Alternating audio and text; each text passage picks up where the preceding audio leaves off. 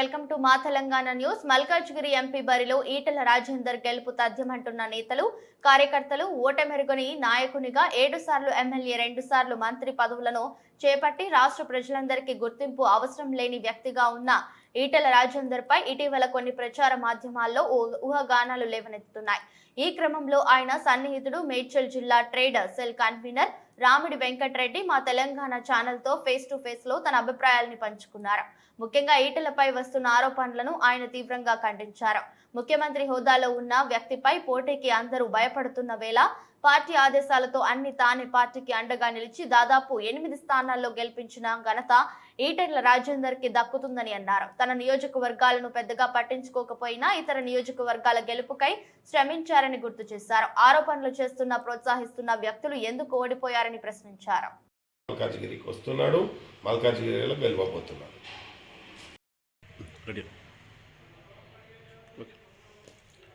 నమస్తే, నేను రామిడి వెంకటరెడ్డి, మేడ్చల్ జిల్లా ట్రేడ్ సెల్ కన్వీనర్, బీజేపీ. అన్న స్థాయి ఏంది, అన్నను విమర్శించే వాళ్ళ స్థాయి ఏంది, అది ముందు కనుక్కోవాలి. ఆయన మెతక వైఖరి మనిషి, ఆయన ఎవరిని ఒక తిట్టే మనిషి కాదు. ఆయన 10 మందికి అన్నం పెట్టే మనిషి. ఇంటికి పోతే ఏం తిన్నావా బిడ్డ, పన్నావా బిడ్డ, ముందు తినరాపో బిడ్డ, ఏం కష్టం ఉంది బిడ్డ అని అడిగే మనిషి ఆయన. అర్థమైందా? ఈరోజు ఓడిపోతే హుజురాబాద్ ప్రజలు ఎంత బాధపడుతారో అది మాకు తెలుసు. అర్థమైందా? రేపు పొద్దున్న మేము ఈటల రాజేందర్ అన్నని 100% మల్కాజ్గిరి నుంచి, మళ్ళా చెప్తున్నా నేను రెండోసారి, మల్కాజ్గిరి నుంచి భారీ మెజార్టీతోని ఎంపీగా గెలిపించుకోబోతున్నాం.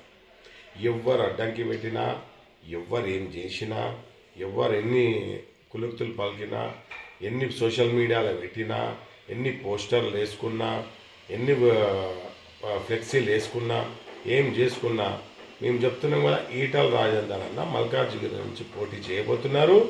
భారీ మెజార్టీతో ఈటల రాజేందర్ అన్నని గెలిపించుకోబోతున్నాం.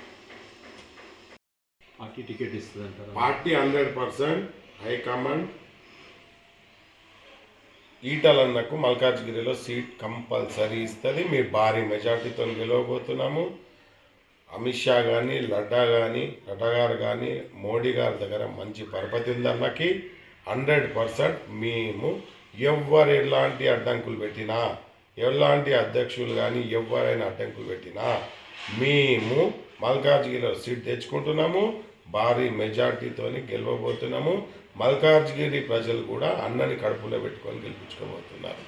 మొత్తం తెలంగాణ ఎదురు చూస్తుంది మల్కాజ్గిరి సిటీకు ఎంపీ సీట్ గురించి. కంపల్సరీ మల్కాజ్గిరికి వస్తున్నారని ఆల్రెడీ ప్రచారం సాగుతుంది, ప్రచారం చేస్తున్నాము, ప్రతి కాన్స్టిట్యున్సీ తిరుగుతున్నాము. మేము మొత్తం మల్కాజ్గిరి ప్రజలు కూడా ఈటలన్న ఎప్పుడు వస్తారు అని చెప్పి ఎదురు చూస్తున్నారు. కాంగ్రెస్లో చేరుతున్నారు అనేది అబద్ధం. ఆయన మొన్ననే ఒక 2-3 టీవీల ఛానళ్ళకి ఓపెన్గా ఇంటర్వ్యూ ఇచ్చాడు. నేను అంత ఈ పార్టీ మారే వ్యక్తిని కాదు, నన్ను టీఆర్ఎస్లకి వెళ్ళి నేను సొంతంగా బయటికి రాలేదు, నేను పార్టీ మారలేదు, నన్ను బయటికి వెళ్ళగొట్టిరు కేసీఆర్, టీఆర్ఎస్ పార్టీ నన్ను బయటికి వెళ్ళగొట్టి ఒక మామూలుగా ఏదో ఒక స్థలాల గురించి, ఏదో ల్యాండ్ల గురించి ఏదో ఒక అభాండం మోపి బయటకు వెళ్ళగొట్టిన విషయమే అందరికీ ప్రజలకు తెలుసు. తెలిసినాక కూడా నా గుర్తు మీద నువ్వు నిలబడి గెలిచినావంటే నీ కేసీఆర్ ముఖం మీద రాజీనామా పత్రం పడేసి వచ్చి బై ఎలక్షన్లో నిలబడితే భారీ మెజార్టీతో ఇదే హుజురాబాద్ ప్రజలు కడుపులో పెట్టుకొని ఈటల రాజేందర్ గెలిపించారు. నేనేమంటానంటే, ఆయన మొన్న ఓపెన్గా చెప్పిండు, పార్టీ మారాలంటే బట్టలు మార్చినంత ఈజీ కాదు అని చెప్పిండు. నేను అట్లాంటి వ్యక్తిని కాదు. ఎవరో ఒకరు ఏదో ఒకరు పార్టీ మారుతురని మన పార్టీ బీజేపీ పార్టీ వాళ్ళే ప్రచారం చేయిస్తున్నారు, కాంగ్రెస్లకు పోతుండు అని ప్లస్ కాంగ్రెస్ వాళ్ళు ప్రచారం చేస్తుర్రు, బీజేపీ వాళ్ళు ప్రచారం చేస్తుర్రు, ఈటల రాజేందర్ కాంగ్రెస్లకు పోతున్నారు. ఇది తప్పు. ఓపెన్గా చెప్పిండు టీవీ ఛానల్లో. నేను ఏ పార్టీలకు పోతలేను, నేను మల్కాజ్గిరి నుంచి పోటీ చేయబోతున్నా, భారీ మెజార్టీతోని గెలవబోతున్నా అని చెప్పి. మీ సబ్జెక్ట్ చెప్పేసి. ఇప్పుడు ఇది మొన్న ఎలక్షన్లు ఎమ్మెల్యే ఎలక్షన్స్ అయినాయి. దాంట్లో బీజేపీ పరాజయం పొందింది, కానీ 8 సీట్ల వరకు మేము గెలుచుకున్నాము. ఇప్పుడు రాబోయేది ఎంపీ ఎలక్షన్లు వస్తున్నాయి. ఎంపీ ఎలక్షన్లో కూడా ఇప్పుడు రెడీ అవుతున్నాము. కంపల్సరీ 8-9 సీట్లు 10 సీట్ల వరకు తీసుకొస్తాం బీజేపీకి ఈసారి. మోడీ అమిత్ షా పేరు మీద 8-9 సీట్లు కంపల్సరీ తీసుకొస్తాం మేము. ఇంకోటి ఏంటంటే, మాకు ఈ మధ్యలో బీజేపీలో ఒకలాంటి విభేదాలు లాంటివి వచ్చినాయి. ఇప్పుడు ఈటల రాజేందర్ గారు 2 దగ్గర పోటీ చేశారు. ఒకటి హుజురాబాదు, ఒకటి గజ్వేల్. గజ్వేల్లో ఈటల రాజేందర్ గారు దగ్గర 1400 ఓట్లు బీజేపీకి అక్కడ ఉండే. ఈరోజు అక్కడ దగ్గర 65-70 వేల ఓట్లు తీసుకొచ్చారు గజ్వేల్లో. కేసీఆర్ మీద నిలబడాలంటే అంత ఈజీ పని ఏం కాదు, పోటీ చేయాలన్నా అంత ఈజీ కాదు కేసీఆర్ మీద. అయినా సరే హైకమాండ్ చెప్పినందుకు తల ఉంచి ఆయన గజ్వేల్లో పోటీ చేసిరు. గట్టి పోటీ ఇచ్చినారు, గెలుస్తారు అనుకున్నాం, కానీ మన ఎట్లా అయిందేమో అది. హుజురాబాద్లో కూడా 16,000 ఓట్లతో ఓడిపోయింది.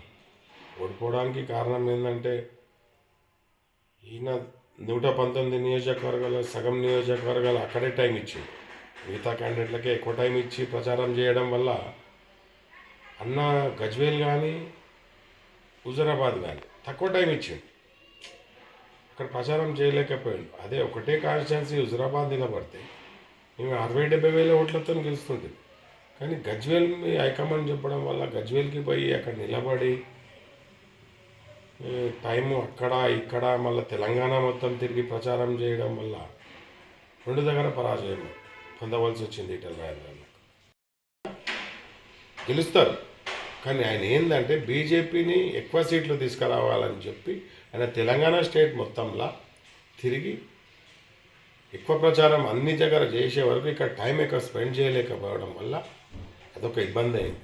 ఇంకోటి, ఎప్పుడైనా మనం ఈటల రాజేందర్ అన్నని విమర్శించేటప్పుడు ముందు మనం ఆత్మపరిశీలన చేసుకోవాలి.